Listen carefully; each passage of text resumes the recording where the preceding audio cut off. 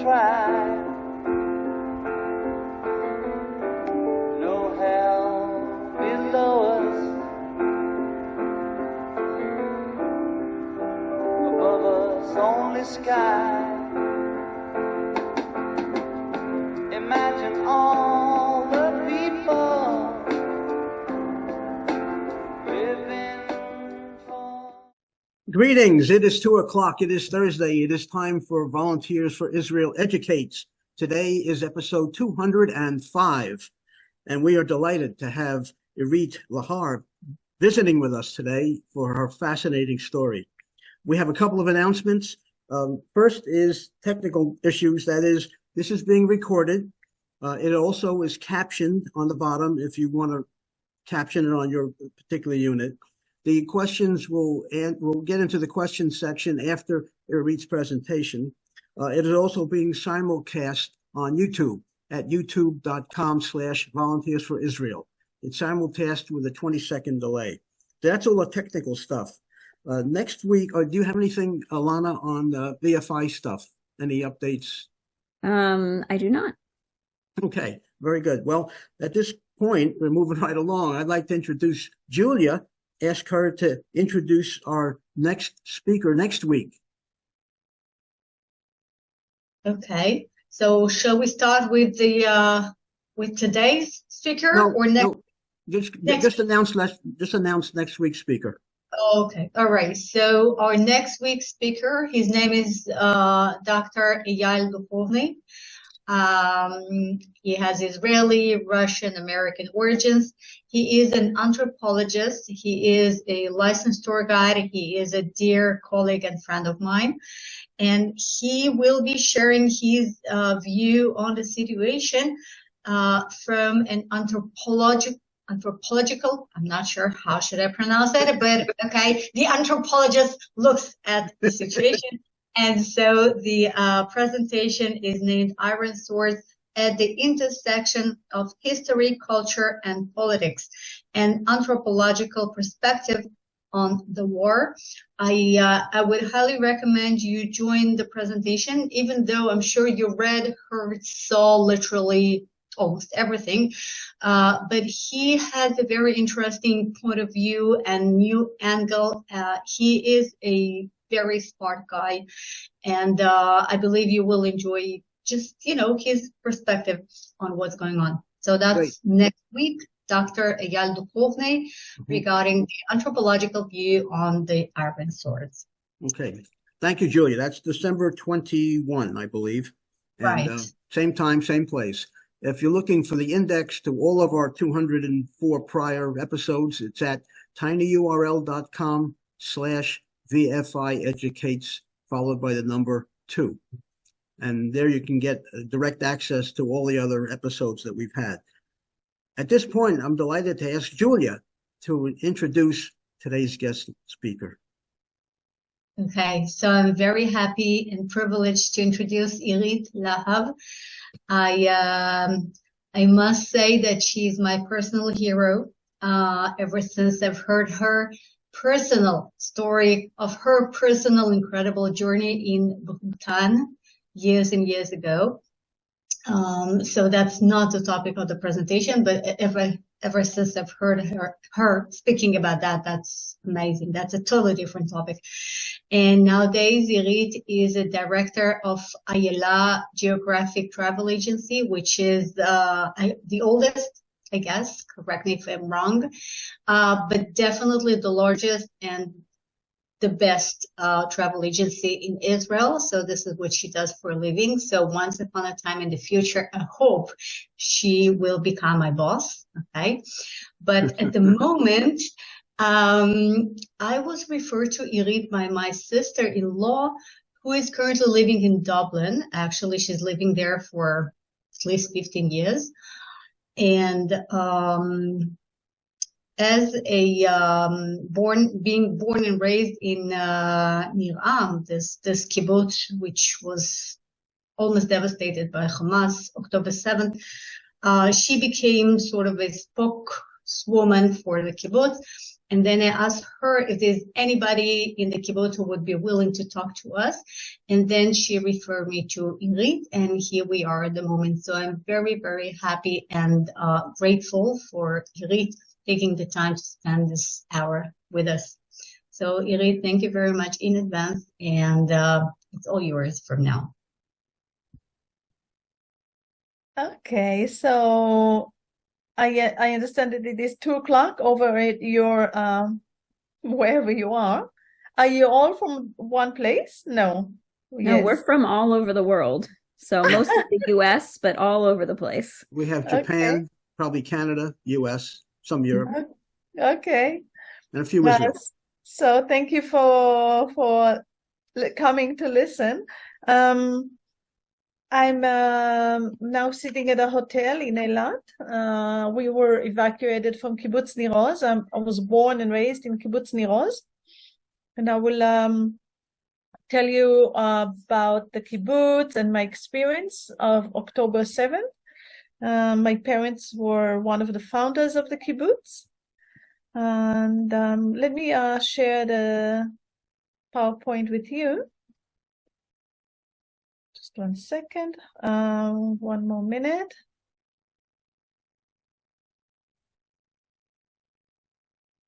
Okay, can you see it full screen? Yes, perfect. Yes. Okay. Very good. All right then.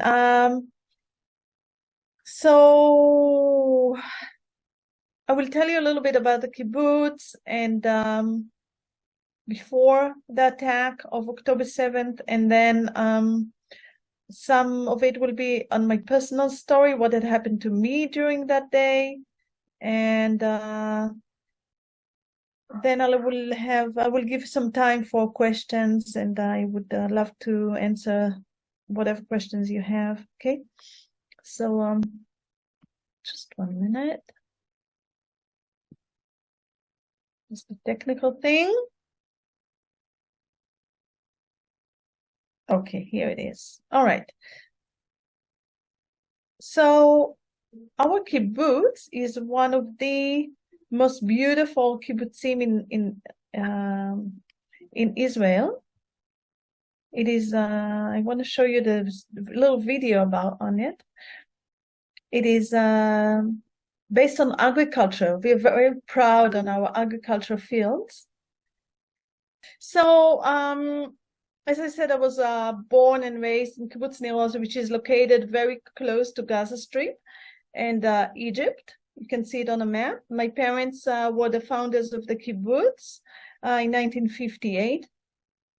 I left the kibbutz when I was 20, and I returned only 4 years ago when they built a new neighborhood. I wanted to be close to my father. My mother had died. I wanted to be close to my father, but the house was not ready before my father also passed away. So both my parents passed away when I moved in 4 years ago. Our kibbutz is considered one of the most beautiful kibbutzim in Israel. It is one of the 14 botanical gardens in Israel.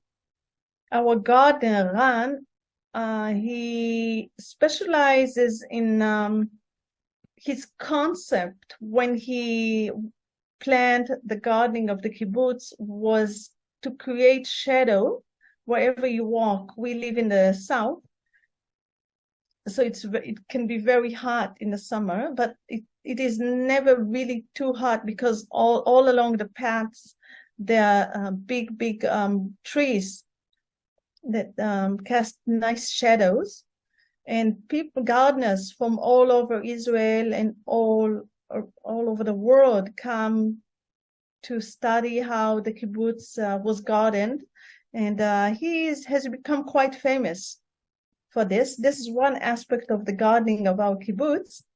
The other aspect of his specialty is that he's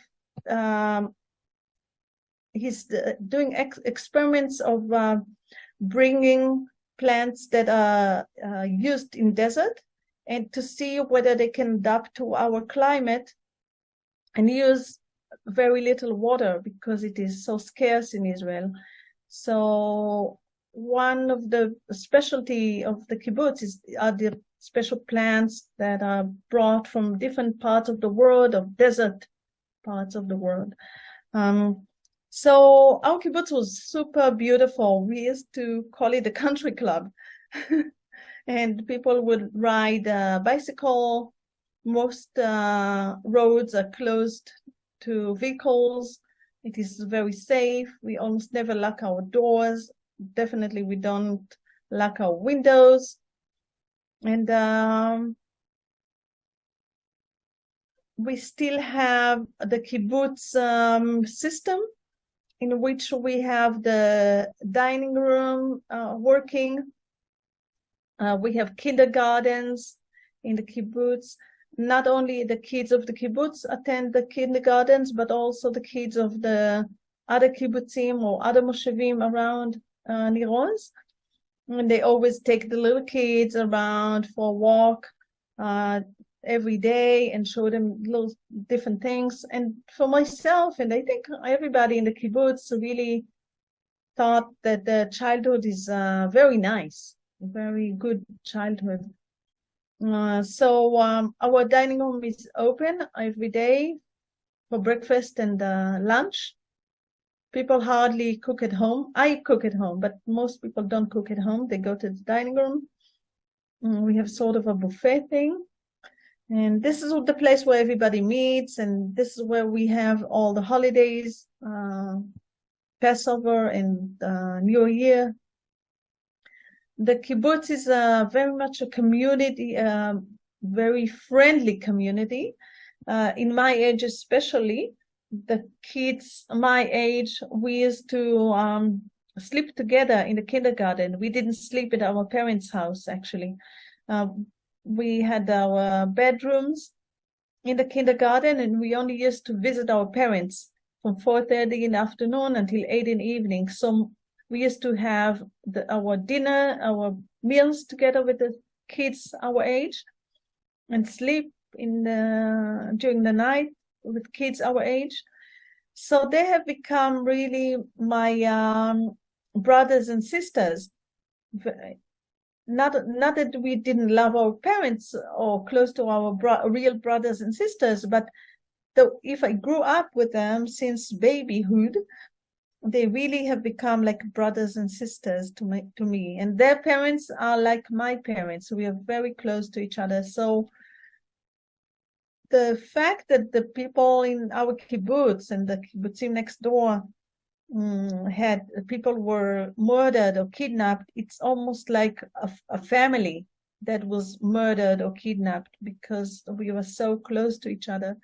And the young people tend to sit outside in afternoons and play cards, chat, go to the swimming pool. The swimming pool is actually a very important part of the kibbutz. And October 7th was the last day of the pool for the season. There was going to be some ceremony and some festivities. People prepared some cakes, and many guests came on that weekend to the kibbutz to spend the time of the last days of the holidays and then go to the pool on October 7th. As I said earlier, the kibbutz is really based on agriculture. We have the best pomegranates in Israel. It was funny that some of the hostages said that their captives, the Palestinians, said that the Nir Oz pomegranates are the best. I guess, I don't know how they knew it, but anyway, they're very good.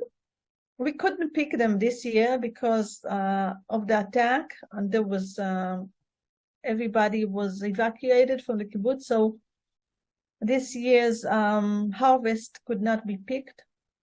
They all got rotten on the trees. And we have a lot of wheat fields and potatoes, carrots, peanuts. Our peanuts are very, very good. They won some world prizes. We had very expensive machinery for the fields. Each field is almost a mile long, so you have to have really good tractors and machinery. They cost a lot of money. But when you invest in something very good, then you can have very good fields and good crops in the end. We also have had a garage to prepare to fix all these agricultural equipment. And it was it played an important role because as I said, we base ourselves on agriculture, and we also have very famous paint factory, Nir Oz. I just used this picture, but I realized later on when I put this picture on that the several people who were kidnapped and murdered from the garage, actually the manager of the garage was my neighbor, and he was murdered, and several people here in this picture were kidnapped. On Shavuot, the harvest day in May, we all dress out in white, and then we go out to the fields and play some games. And there is exhibition of all the new tractors and new equipment, and talk about our latest harvests and how it went and all that stuff. Our fields are going all the way to Gaza Strip. The kibbutz is actually located just 1.6 kilometers from Gaza Strip, which is a mile from Gaza Strip. We can hear the museum, the mosque, every day. They're singing. And the Gaza Strip is west from our kibbutz, so it's always, when we look at the sunset, we can always see the houses of Gaza Strip. If you look well, maybe you can see some houses over there behind the fence. And then on October 7th at 6:35, the terrorists had entered the kibbutz. We first heard the alarm, the missile alarm, which is we call it color red. It was first the missile alarm. We ran to the safe room for the missile attack, and then there was another one. My daughter ran outside to bring the dog in, and luckily grabbed my cell phone, and we closed the door of the safe room from the missiles. A minute later, she says to me, "Mom, I hear shooting." I said, nah, you're just imagining. Another minute later, my neighbor sent us a text message saying that somebody's shooting their house. And then we started hearing automatic weapon from all sides of the kibbutz.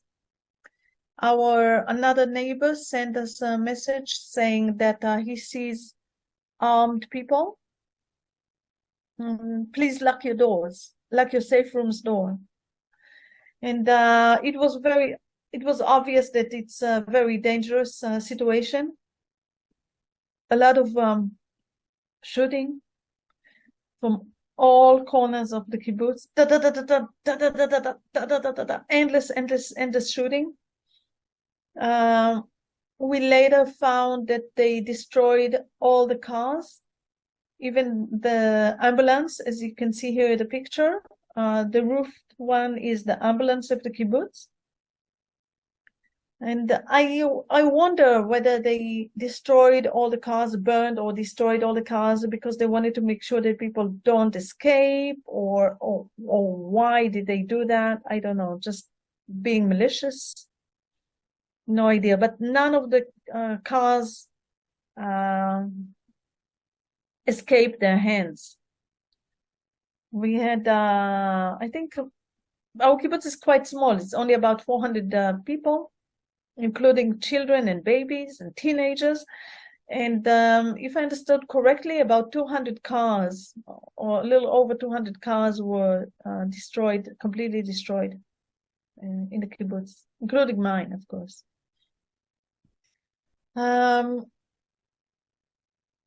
They entered each and every house of the kibbutz systematically, shooting outside and sometimes shooting inside. They either killed or took hostages, whoever they were able to open their doors. This is the house of my neighbors Liat and Aviv Atzili. Both were kidnapped, but later on, Liat, the mother, was released, and then Aviv was found. It was found that he was murdered, and we also knew that it's only a matter of time until they come to our house, and we were very, very afraid. Actually, your whole body is shaking. It's very scary to think that they can break in every moment. And your life really depends on that door, whether you can lock it or not. And I right away understood that it is not locked, although it says to lift the handle up is locking. I knew that one can open it from outside. So I sent a message in the kibbutz's messaging system asking, does anyone know how to lock the door? And nobody replied. And then 10 minutes later, I sent another message, same question. Nobody knew how to lock the door. And I sent the same message to my family. And luckily, my brother, who is an engineer, he lives in Absor, about 5 kilometers from Nir Oz. They also had the alert system, and they told them to lock their doors. So he sent me a picture of how he locked his door. He used 2 broomsticks, and he tied them up. So I looked at it, and we thought, me and my daughter, we thought, how can we do something similar? We didn't have any brooms. The safe room is actually my office, but luckily we had an oar for a boat that we took from my parents' house when we had after my father died. I took it as a memory. So we used that, and then we looked for another stick. Then we took apart the vacuum cleaner, a Dyson vacuum cleaner, and used the hose, the metal hose, and tied it together with a leather cord. I wanted it to be really strong so they will not be able to open it. So I tied both things like an X. I tied it really strongly, and then I tied the hose to the door handle so they won't be able to move it, to open it. And then the oar would block the door from being pulled open. And we laid down, we put piles of books between us, like a wall of books between us and the door. Because I thought if they break the door open, they have automatic weapon, they will shoot us, and maybe the books will slow down the bullets, so we will be hurt but not die. And we were trying to look at things in a humoristic way. So the first 2 books that I pulled from the bookshelf were the Rise and Fall of the Third Reich. And I told my daughter, I hope that Hitler will help us this time. And I put those 2 big books as the first books on this little wall of books, and then piled the rest of the books. And we laid down under the table, turned off the light, tried to be really, really quiet, and hoping that they will not reach our house. But all this time, we could hear grenades and shooting and shooting and shooting and shooting, and grenades and some RPGs. Later on, I realized it was RPGs. It was sort of like a whoosh sort of a sound and then an explosion. So we learned later that these are RPG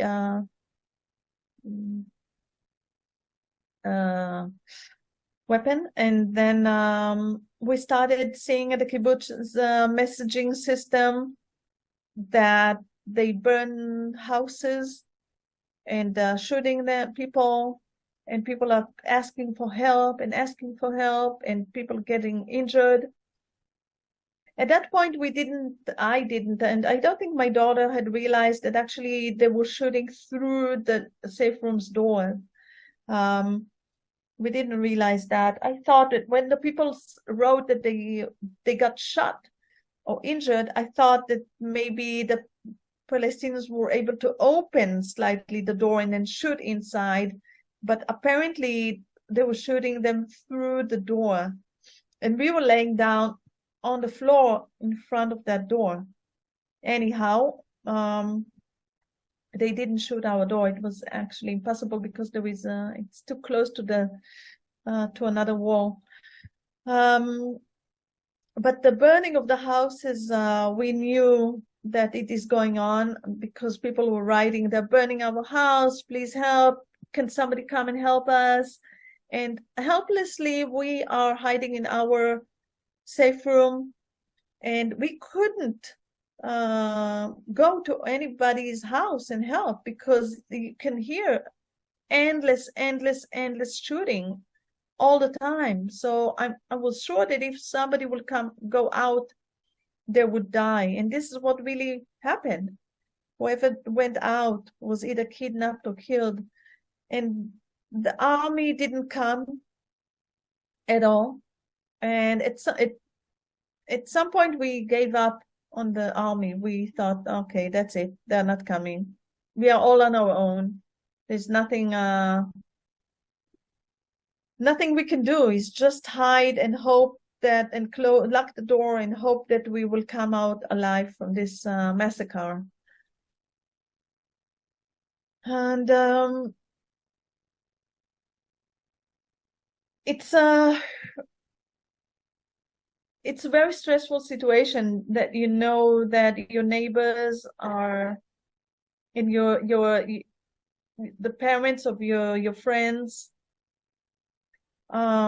asking for help, and you cannot do anything, and all you can do is hope that they will come out alive and we will come out alive. And hours went by.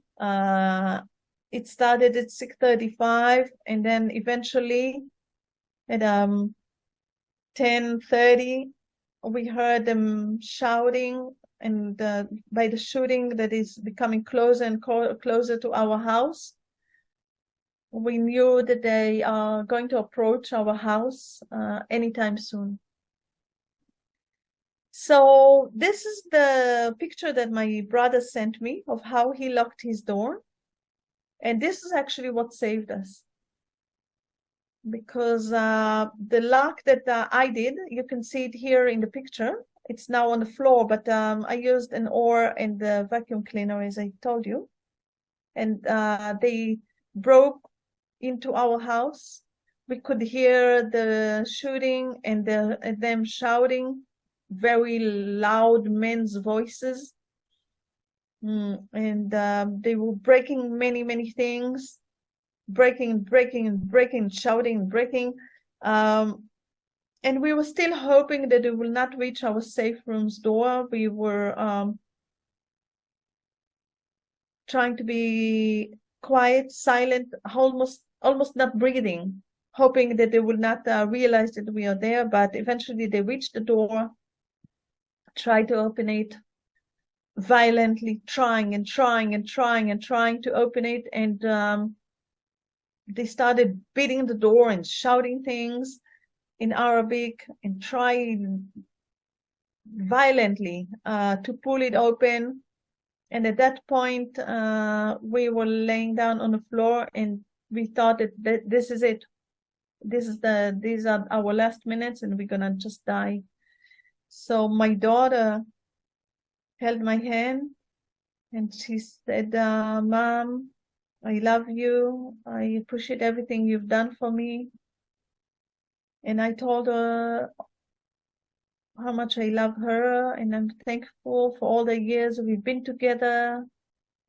And we just said goodbye words to each other.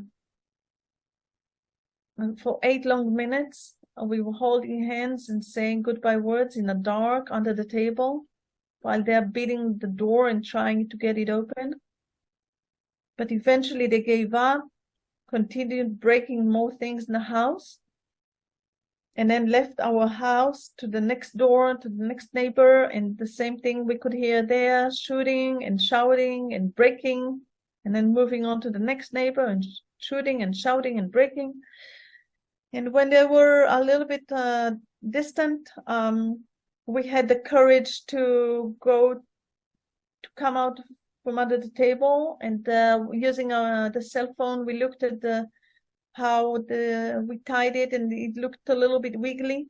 So I added a silver string to tie the door handle to the door frame.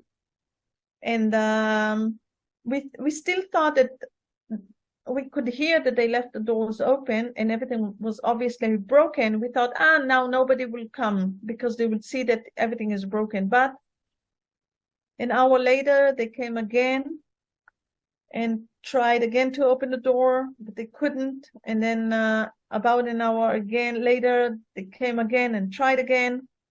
Each time was a little bit less violent.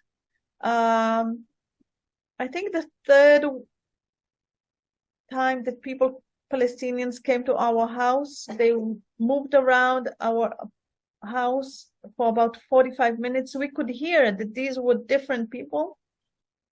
We thought it sounded like 15 years old.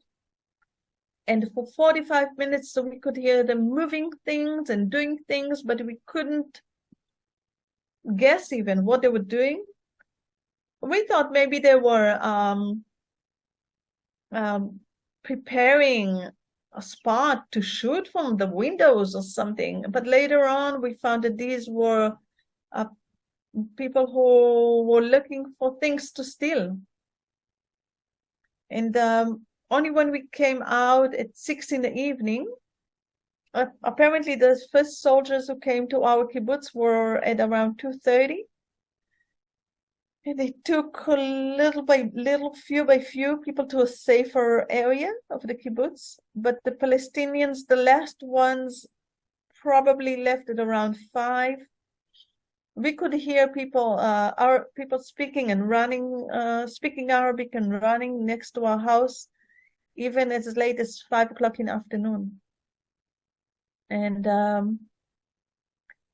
at 6 or a little bit later, we could hear Hebrew next to our safe room's door, and the man saying, "I'm from the army. I came to release you. You can open the door." And my daughter came out from under the table and turned on the light, and I said, "No, don't open the door." I thought that maybe it's a Palestinian who can speak Hebrew. And so he kept saying, "I'm from this and from that. I'm from Tel Aviv. I have a son, 3 years old, and I have a daughter who's 5 years old. Her name is so-and-so." And I shouted at him, "I'm not opening the door. I'm not opening the door." And he said, finally he said who had sent him, and I knew that it's somebody from the kibbutz had sent him, and they said the name of that person. So I said, "Okay, that we will open the door." But it took us a few more minutes to be able to open these strong ties that we've done. And he opened the door slightly, and he said, "Before you come out, I want you to know that your house is really messy and broken, but you're okay." And then he opened the door and he gave me a kiss on my forehead. So excited to find people alive. And he said, put shoes on. We have 1 minute and we have to leave the house. But we came out, and this is the big mess that we found all over the house. We couldn't find shoes. They stole all of our shoes. We noticed that they stole the TV and my daughter's cell phone and her wallet and basically everything valuable, all our jewelry. I'll show you how it looks. הכל פה מבורדק. גנבו את הטלוויזיה. את כל הטלפונים. זרקו ושברו כל דבר אפשרי על הרצפה. ספות, וואלה, בסדר.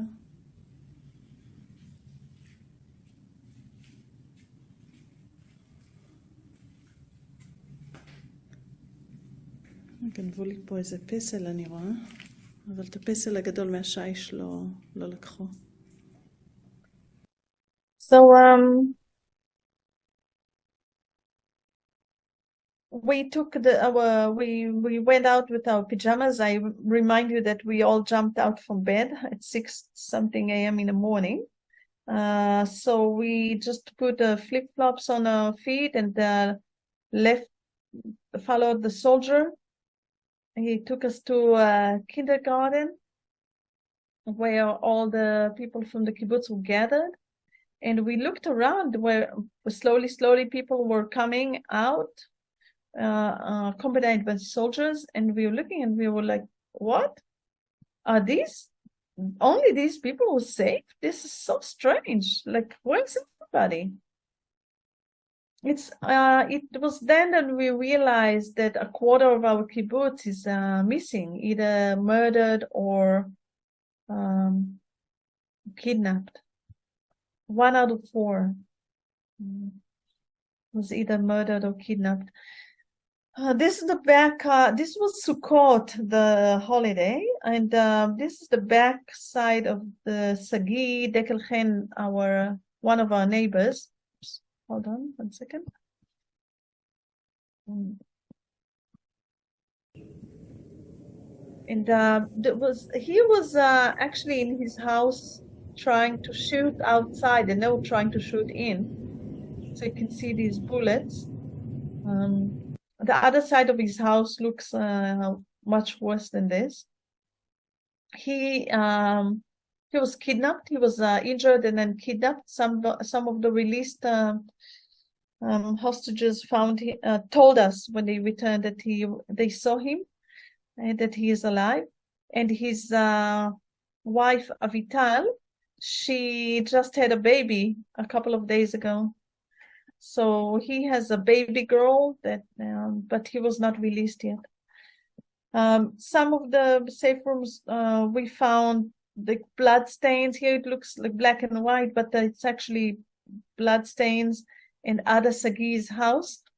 And she was released 2 weeks ago, and she said she was not injured at all. So we still don't know who went to her safe room and hid there. Her blood stains are on the walls. We still have 31 people from our kibbutz that are abducted over there and still hostages over there. We have 46 people who were murdered that day.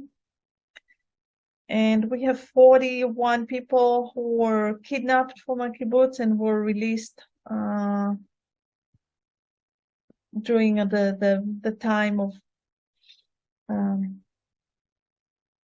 I want to show you now the movie that some artist, a movie maker from Israel, made on the story of Renana Gome Yaakov.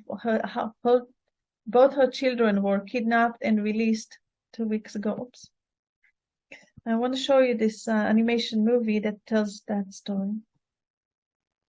On Saturday morning, October 7th, At 6:30 in the morning, the red alert went off, and a barrage of missiles fell on our house in Kibbutz Nir Oz. My sons, 12 and 16, were alone in my house sleeping. They got into the safe room. They called me, scared to death. They said they hear someone breaking into our home. Over the phone, I heard voices speaking in Arabic. Even though my son was trying hard to hold it closed, the door to the safe room was pushed open. Last I heard was my youngest saying, "Don't take me, I'm too young." 70 people were kidnapped from their home in Nir Oz. I think of them, alone, in a pit or a dark tunnel, with no sense of time. I hope that they are together, keeping each other strong, and that they are with other children who were also kidnapped. Until I see them again, waiting to hug them again soon.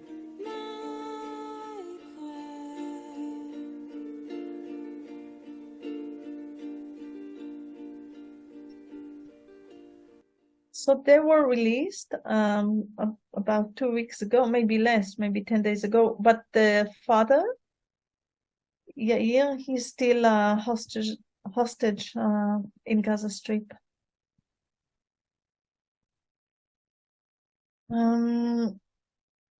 So we still have the Bibas family, the mother and the 2 redhead babies and her husband. They're still hostages. We have Judy Weinstein. She's American, actually. She's still, she was not released. And we have Arbel Yahud. She was 28, beautiful woman. She was also not released. And then and the rest of them are men, parents, and elderly people. Some who on Monday we celebrated Amiram Cooper's 85th birthday, and he's held hostage in Gaza Strip.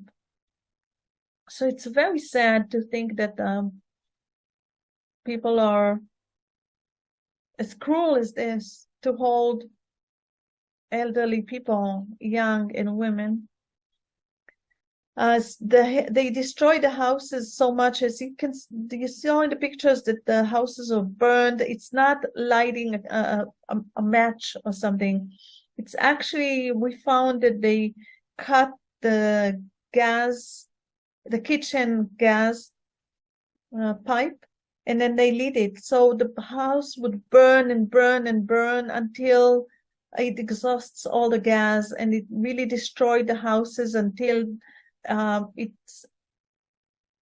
the houses would need to be demolished completely. It cannot be renovated.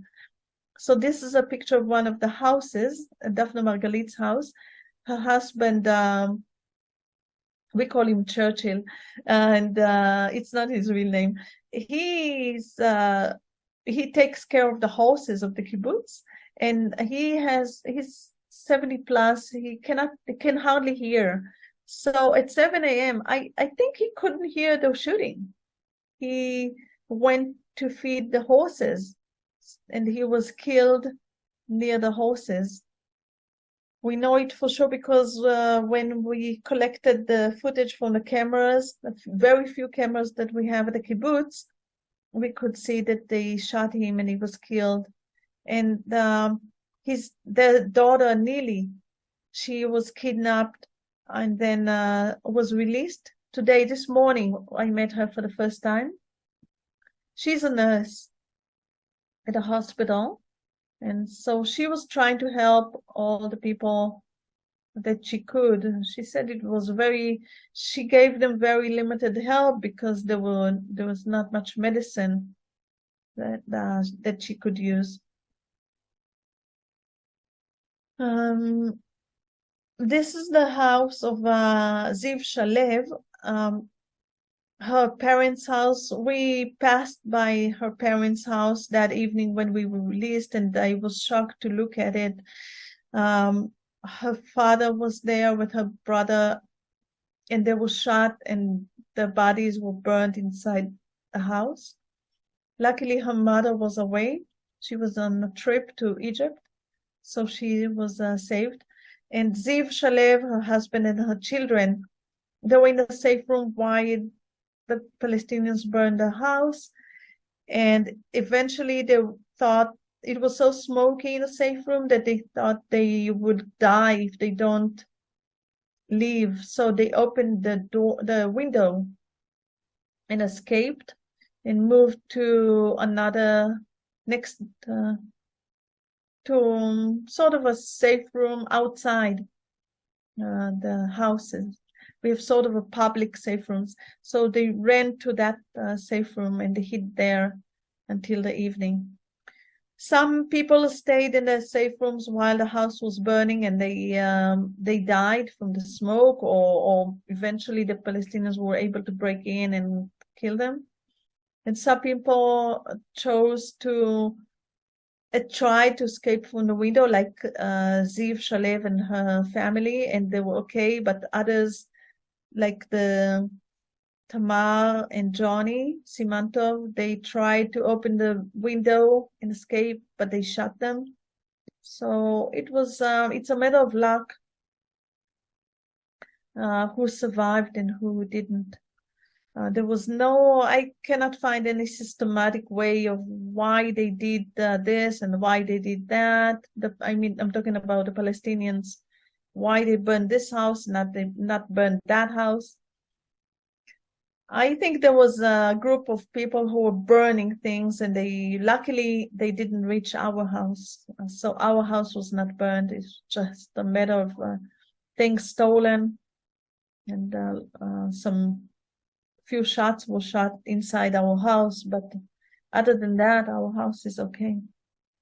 But more than 50% of the houses were completely damaged, so they have to demolish them and rebuild. And all this rebuilding of the kibbutz, because it's not only they have destroyed the houses, they've also on purpose, as I told you before, destroyed the cars. They also destroyed the water system and other things, that thinking that they wanted to do substantial damage. So it will take 3 years to rebuild the kibbutz. Until then, for 2 months now, we're staying in a hotel in Eilat. And we have kibbutz meetings. We discuss and try to find out what to do next. So we've decided, we found some apartment buildings in Kiryat Gat. We're going to move there for another year, in which time temporary houses will be built next to a kibbutz. We have not decided next to which kibbutz, and we would stay there for 2 more years, and then after those 3 years we would be able to go back to the kibbutz. I don't know whether everybody would like to go back to the kibbutz or not. This is one of the options where we may be moving to, is Kibbutz Lahav. Another option is Hatzerim, but we have several options, but the final decision was not made. And that's who will come back to the kibbutz remains to be seen, because it's not going to happen now. It's only in 3 years that we would be able to do that. So this is the story. I'm sorry for all the technical problems, and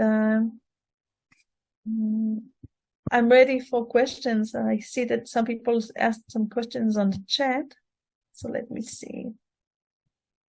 I'll start from the first ones. Irit, תודה רבה. Thank you very much for sharing. It's so difficult to listen. I can't even imagine how difficult it is to tell the story, and even more so to live the story yourself. So thank you for your courage. Can you see the questions? Would you like me to read them? Yeah, if you could read them, it will be easier for me to just make Okay. sure that I don't skip anything. All right. So first question, as far as I can see, is asked by Ellen. Did any Gazans work in your kibbutz? Yes, I was not aware of that, but I wouldn't have minded. Yes, there were Gazans working in construction of the kindergartens that were constructed recently, and we had a lot of Palestinians, Gazans working in agriculture. So probably these are the ones who said that the pomegranates of the kibbutz are the best ones. They're working there too, the pomegranates. The other, well, it's not a question, but Yoel Bermak just wrote, my friend Ro'i Munder, you probably know him from Nir Oz, was murdered in the attack. Who are you saying? Ro'i Munder. Oh, yes, he was murdered, yes. Okay, Ilana reminds everybody, please consider making a donation so VFI Educates can continue to bring you speakers like Irit and Julian, which is me. So please consider making a donation. You have all the information as usual on chat. Now, next question by Steve is there any discussion of forming armed response teams to defense against future attacks? Civilians, not army. We actually have a group of what we call first responders, and they are armed with guns, and they rehearse, they practice, and they're supposed to hold the kibbutz as security for 20 minutes until the army would come. And they did that. They did hold the kibbutz for 20 minutes, but the army didn't come after 20 minutes, not after an hour, not after 2 hours, not after 4 hours, not after 5 hours. It was 8 hours before the first soldier stepped into our kibbutz, by which time all the first responders who were armed, almost all of them, were killed or kidnapped. We still have a few who were alive, who were not kidnapped and murdered. Some of them, as I said, kidnapped and are alive over there. But it was, the military didn't come, so it was not really helpful. We have 9 first responders. And on that morning, there were 80 to 100 who came in at 6:35 a.m., followed by several hundreds who came in half an hour or an hour later. The estimated amount of armed Palestinians who came to Nir Oz is anywhere between 3 to 350 armed Palestinians. So 9 people with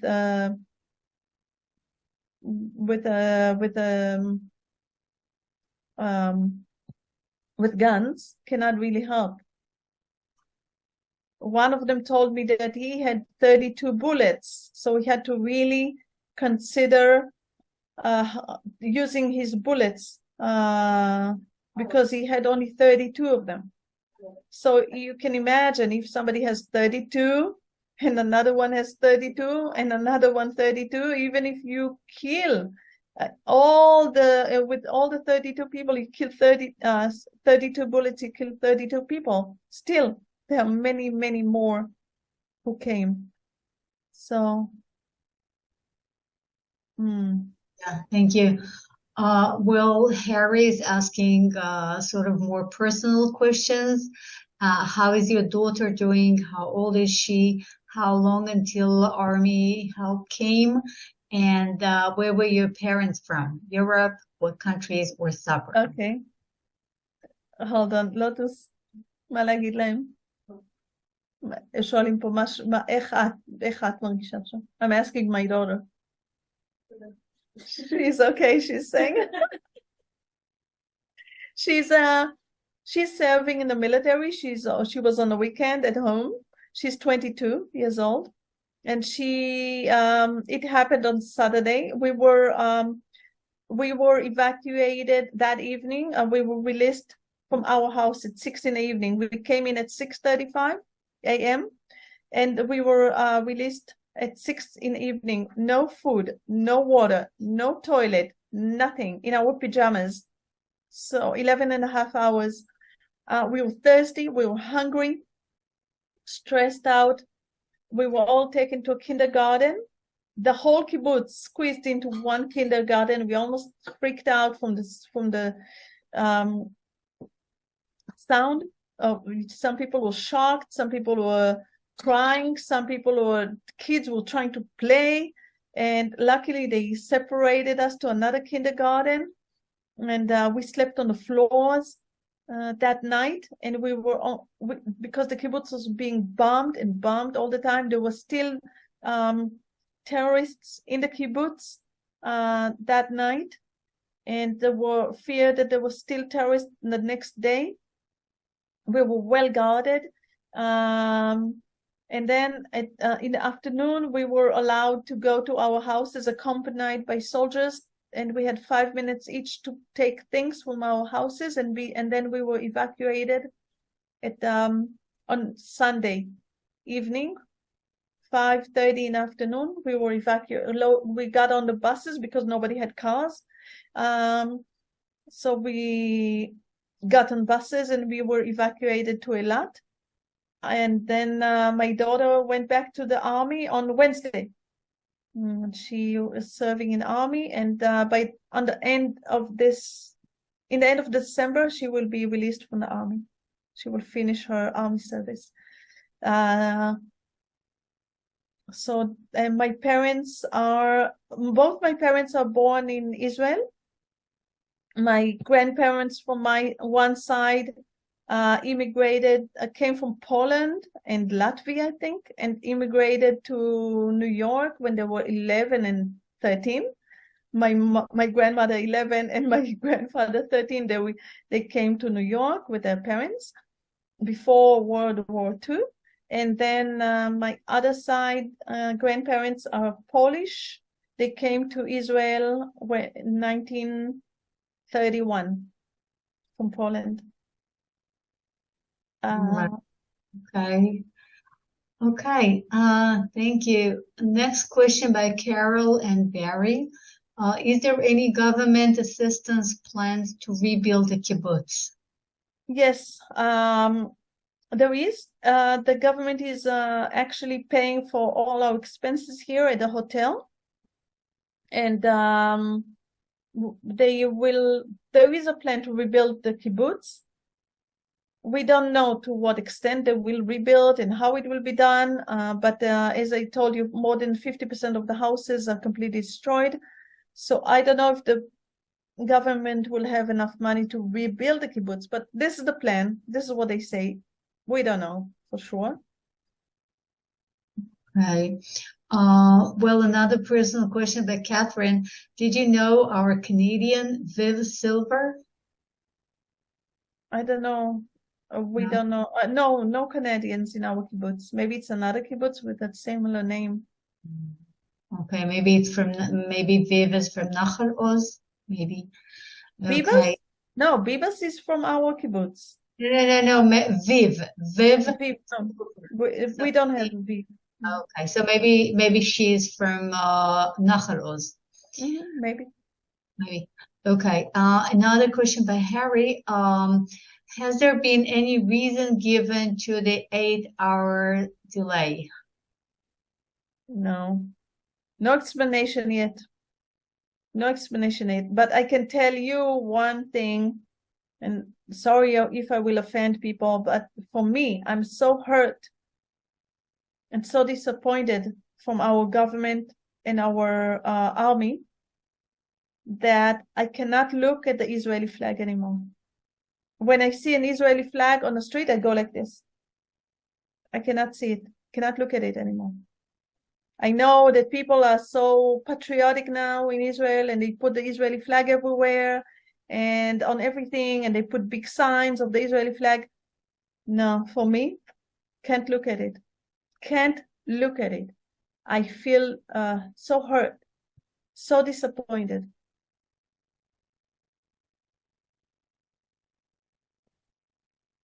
Yeah. As the politicians and the journalists keep saying, all questions will come after the end of the war.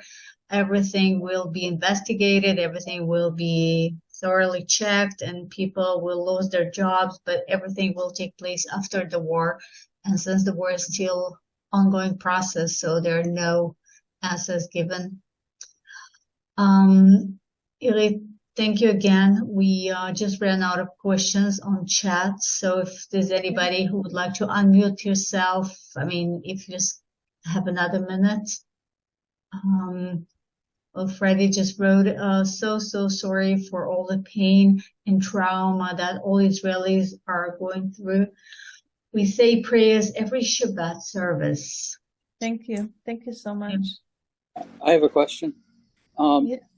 I just turned in, but I heard you were saying about that you can't look at the Israeli flag. Which part? What exactly is causing you to do that? Was it the failure of the security on Yes. October 7th? Mm-hmm. Yes. The fact that the soldiers didn't come to protect us for so many hours, 8 hours. It took 8 hours before the first soldier stepped foot in our kibbutz. This is so disappointing to me, We pay taxes. We thought we were part of we are not, our kibbutz is within the Israeli territory. There is no argument. We never invaded the Palestinian areas. Our kibbutz is, since 1948, there is no argument on the piece of land where our kibbutz is located. It is within the official Israeli lines, and the fact that the army is not coming to rescue us or help us is, for me, a great disappointment. Thank you. Can I say something? Sure.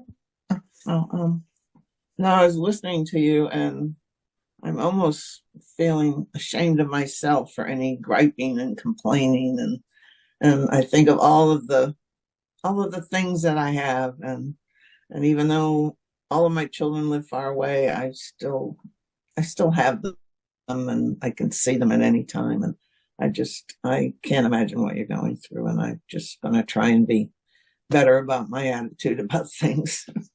I'm sorry about your story. Well, it's not a story, but I'm sorry about your experience.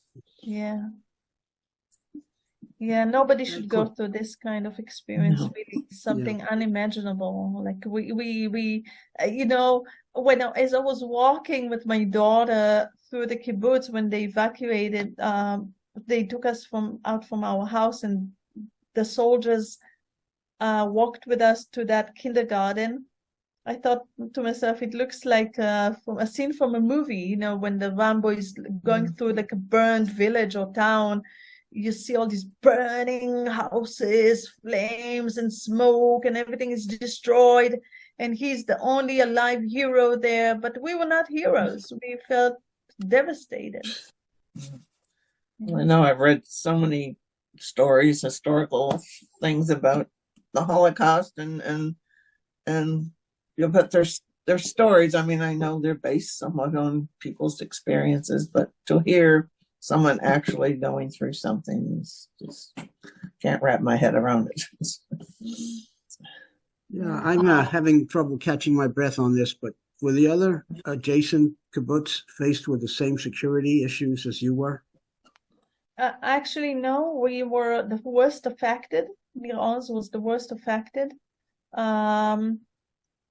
Actually, a third of the people who were kidnapped from our kibbutz, and we are the worst. We are the worst affected, basically. the soldiers did reach all the other kibbutzim at around 11, 12. Some of them they reached at 10. For some strange reason, we don't know why, no military people came until 2:30. So while the next kibbutz, Nirim, for example, there were soldiers there at 11 a.m. They didn't come to our kibbutz. Irit, there are two more things written on chat. One by Maureen. She says, thank you so much. I am so sorry you had to go through this. May you stay safe and get to go home safely, hopefully in less than 3 years. And Steve wrote, related to the failure of the government to protect from a deterrence perspective, is there a desire for citizens to own firearms to defend themselves? No, I'm not a gun nut. I just want to defend my family.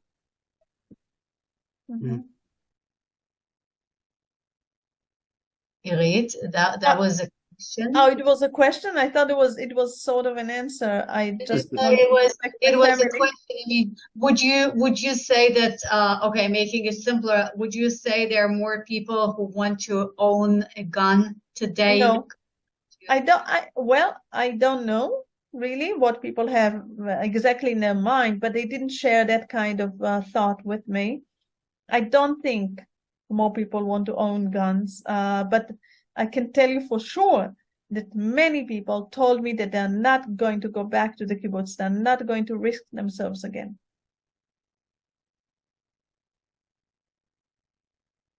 All right. Well, on my personal perspective, I may say that I do know quite a few people who asked, submitted the required papers to get a permit for holding a gun, including myself. And I did not get a response yet. I mean, I submitted the papers 2 months ago, and I'm still waiting for a reply. So yes, I'm sure there are more people who wish to have a gun. It doesn't really happen. Linda wrote, horrible experience. My condolences to all your losses. Thank you for sharing your story. I was in Jerusalem October 7th, and we kept asking why it took so long to get rid of the terrorists. Catherine added, it is an honor to meet you and your daughter. Thank you. Sure. Thank you. Talking about getting armed, when we were jokingly, we took a picture of ourselves hiding under the table and sent it to our family WhatsApp. And we were each, before we found a way to lock the door, it took some time to have an idea. So we were each I was holding sort of a metal stick, and my daughter was holding a metal wrench, and we were standing by the door thinking, if somebody will open the door, we'll bang them with the metal with these metal things. And then we took pictures of us doing it, thinking, I'm gonna use it. If somebody will come with a automatic weapon, we will be like a joke. We wouldn't even think of doing anything with it. So if somebody wants to have a gun, I don't know. When we were at the kindergarten, one woman told me that her husband had a gun in his hand, and he was holding the door, but he couldn't hold the door strong enough because he held the gun in the other hand. And finally, they broke the door open because he did hold the gun. And so he had only one hand free, and they killed him right away. So maybe a gun was just an obstacle in his case. I'm not saying what is right and what is wrong. I'm just telling you that this is a complicated experience that nobody should go through, really. And sometimes even if we have the weapon, we are not safe. And maybe if we don't have the weapon, we will be more safe. It's a question. I don't know. Irit, thank you. Thank you so much. Maybe just one last question by Valerie. Is this okay? The last question for today. Right. Okay. Valerie just asked, do people not store water or food in the safe rooms? No, we don't, because we normally run there. We have 10 seconds before the missiles will land. So we normally just quickly run to the safe room, close the door, count until 25, the missile will land or will explode in the air, and then we will come out.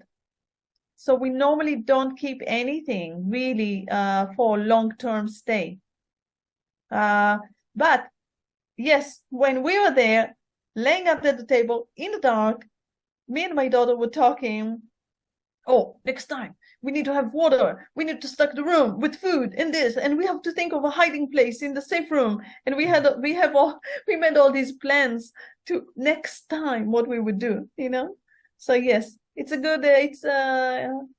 It would be good next time to have water and food and extra batteries and the telephone chargers, because many people didn't have telephone chargers, so the batteries ran out. So the people were worried about them, but eventually they were okay. But they couldn't communicate to the rest of the world. So yeah. Hope next time. There is no next time. Yes. Yes, hopefully. Yeah, and then we were joking also that we need to put a mattress and some pillows, because it's very cold and uncomfortable to lay down on the floor for 12 hours. Yeah. Yeah. Thank you so much. May there be no next time for nobody ever again. Thank you. Thank you. Thank you, Ladies everybody. and I have to go. I must leave now. So, Irit, תודה רבה. אין לי מילים. אני לא יודעת איך את עושה את זה שוב ושוב. אני אשאר אלייך אחר כך. Thank you for being here. Thank you all for being here, for your questions, for your attention, for your support.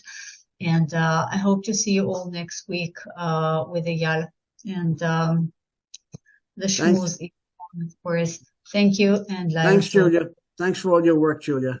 This has been possibly the most compelling presentation I can recall in the 204 episodes before. It's a first-person experience that nobody should go through, but Irit, you certainly went through it, and you're a hero. Thank you. Thank you so much. Thank you so much, Irit. Okay. Bye-bye. Thank you. Bye-bye. Wow. All right. We're going to enter into our schmooze session. You're all welcome to stick around and schmooze with us, which will go on for some time. All topics are on the table. And as Julia mentioned, next week we have another presentation, a first-person kind of thing. It'll be perhaps a little more academic, a little more thoughtful as to what the driving forces are between some of these things, including the massive intelligence failure in Israel, which is alluded to here, which turns out that it wasn't exactly a failure. It was the information was known by several quarters, according to the New York Times and some other places. It just was misinterpreted. And the enemy was schmoozing the leaders along, and the net of it was that nobody was paying attention to the signs. And there'll be a lot of literature on this going forward. One of the more interesting stories that'll come out are several girls who were manning the observation towers. The observation tower system basically failed because the enemy was able to shoot them up while they were up there and push over the towers, and there was no backup. But some of the girls had observed the exercise prior to the 10-4, and they were watching senior management of Hamas work with an exercise, a field exercise with weapons and such. And they alerted the powers that be, and, you know, a bunch of young ladies who's going to believe a bunch of young ladies? Well, I think they were ignored, and that was just one little piece of it. There's a lot more pieces to this puzzle. we'll be hearing a lot of it. But I'm delighted they were able to bring forth such a dramatic first-person, real presentation on what really happened there, which I can't seem to catch my breath on. So we are in schmooze mode.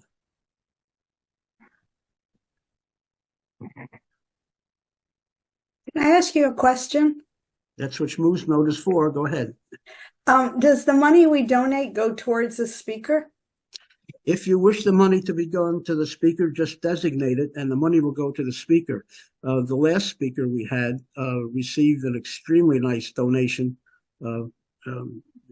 actually through me to Julia to him, because that was the easiest way to get the money to Israel. Yes. Thank you.